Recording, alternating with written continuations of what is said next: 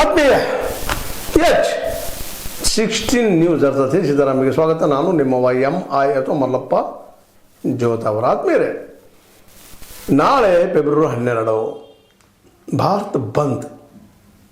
ಯಾಕಂದರೆ ಕಾರ್ಮಿಕರಿಗೆ ಅನ್ಯಾಯ ಆಗ್ತಾ ಇದೆ. ಕಾರ್ಮಿಕ ಕಾನೂನಲ್ಲಿ ಭಾಳಷ್ಟು ಲೋಪದೋಷಗಳಿದ್ದಾವೆ. ಅದನ್ನು ನಾವು ವಿರೋಧಿಸ್ತಾ ಇದ್ದೀವಿ. ಕಾರ್ಮಿಕರ ಬದುಕು ಇವತ್ತು ನರಕ ಆಗ್ತಾ ಇದೆ.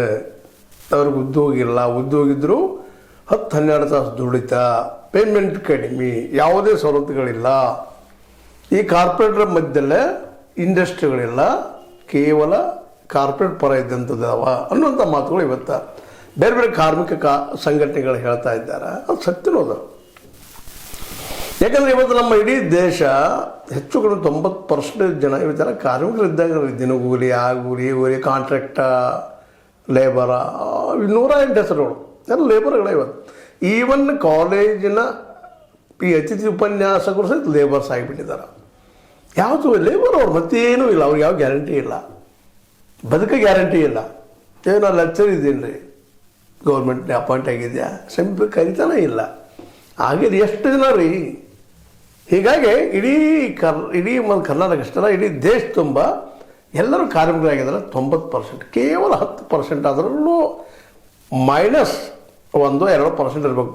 ಕಾರ್ಪೊರೇಟ್ 100-200 ಜನ ಇರ್ಬೋದು. ಅವ್ರನ್ನ ಬಿಟ್ಟು ಉಳಿದವ್ರಿಗೆಲ್ಲ ತೊಂದರೆ ಅದ.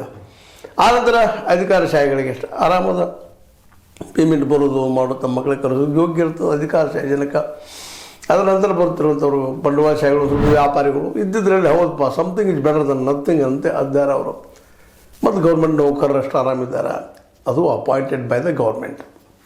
ಅಂಥವ್ರು ಆರಾಮಿದ್ದಾರೆ. ಉಳಿದ ಪಾಪ ಎಲ್ಲರ ಪರಿಸ್ಥಿತಿ ಅದೇ.